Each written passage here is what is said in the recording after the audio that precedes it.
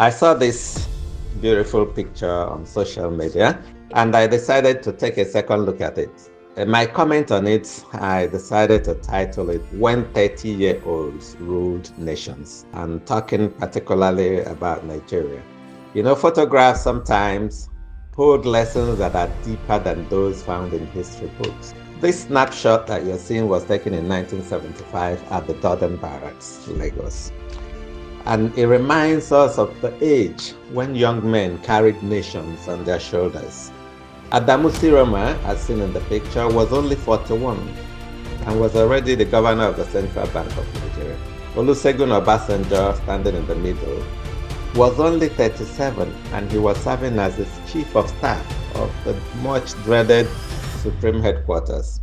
Murtala Mohammed, who was the famous head of state when we were kids, was only 36 years old when he became head of state and commander-in-chief of the armed forces. These men were sharp and ambitious, and they bore enormous responsibilities. Just 5 years earlier, they had fought and won the Civil War. Obasanjo at that time was only 33 years old when he made Effiong sign the surrender of Biafra and handed over to him. Who was the head of state then? Yakubu Gowon. And how old was he? Gowon was only 31 years old when he was the head of state of Nigeria. And now, the haunting question is, what are today's 30-year-olds doing? Often, we meet at bar on social media and we discuss and we talk of things that actually doesn't add any value to our lives. And when we look back, we now start seeing how old we are and how old these people were when they were ruling Nigeria. The truth is mixed. On one hand, our generation is not without giants. Tech prodigies are building startups that compete on a global scale. Nigerian scientists, young and old, and doctors are breaking frontiers abroad. Innovators of software, fintech, and even artificial intelligence are reshaping African digital economy.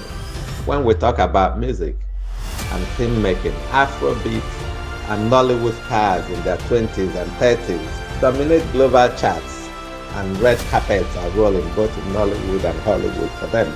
Young authors, Chimamanda Adichie and many others, activists and entrepreneurs are writing new chapters of possibility.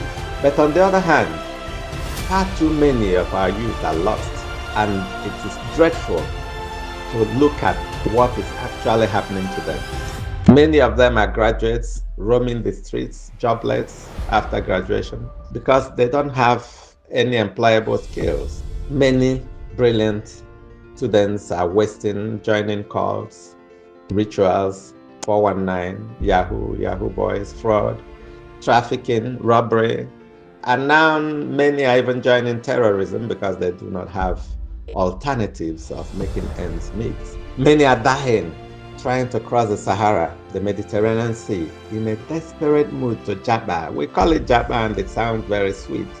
But then, the real thing is that our youths are escaping from our country.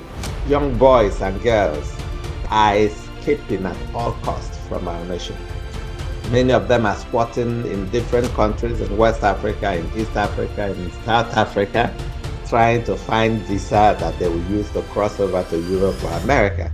That is a very bad omen. Something is happening. The brain drain and now the manpower drain is so expensive that Nigeria might not feel the pain now, but there will be a great gap in the future. Yesterday's youths, we can say we are builders. Today's youths are split between trailblazers and time wasters. If Nigeria is to rise again, we need a rebirth of our ethos, discipline, patriotism, and vision. We need youths that pursue their vision with passion. Youth that can dream big and pursue the dream as if they were ordinary, normal things. Now, what is the lesson? The lesson is very simple. Youth is not an excuse. Youth is a mandate.